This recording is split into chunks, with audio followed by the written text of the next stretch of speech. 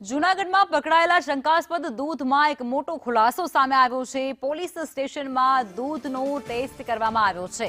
આ દૂધમાં ભેળસેળ હોવાનો પર્દાફાશ થઈ ચૂક્યો છે। યુવરાજસિંહની ટીમ દ્વારા આ તપાસ હાથ ધરવામાં આવી, જેમાં ફૂડ વિભાગના અધિકારીઓનો ઉધડો લેવામાં આવ્યો છે। જૂનાગઢમાં શંકાસ્પદ 8000 લીટર જેટલું દૂધ જે ઝડપી પાડવામાં આવ્યું હતું અને ત્યારબાદ તેના સેમ્પલ્સ લેવામાં આવ્યા છે, તેને ટેસ્ટ માટે મોકલવામાં આવ્યા છે। લેબોરેટરીમાં તેનું ટેસ્ટ કરાયું અને ત્યારબાદ આ જે ટેસ્ટ છે તેમાં દૂધના નમૂના ફેલ નીકળ્યા છે, તેમાં ભેળસેળ હોવાનો પર્દાફાશ થયો છે। યુવરાજસિંહની ટીમ દ્વારા આ ટેસ્ટ કરવામાં આવ્યો છે, જેમાં દૂધમાં ભેળસેળ હોવાનો મોટો ખુલાસો થયો છે।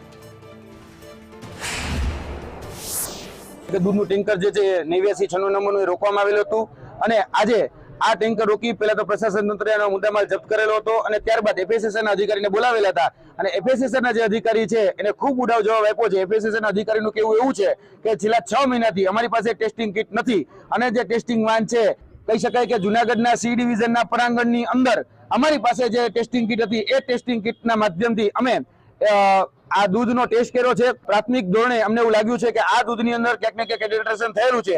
યુરિયાનું પ્રમાણ પણ અમને જોવામાં આવ્યું છે, ત્યારબાદ ડિટર્જન્ટનું પ્રમાણ પણ અમને જોવામાં આવ્યું છે। હવે કયું કેટલી માત્રામાં છે અને આજે અમારા દ્વારા જે એફએસએસના જે અધિકારી છે ઉપલબ્ધ હતા ત્રિવેદી સાહેબ, એને એક ટેસ્ટિંગ કિટ એટલે કે મિલ્ક ટેસ્ટિંગ કિટ જે છે એ ભેટ સ્વરૂપે આપવામાં આવી છે, જેથી કરીને જૂનાગઢના જે નાગરિકો છે એ નાગરિકોનું ભવિષ્ય ન બગડે, નાગરિકોનું આરોગ્ય ન બગડે।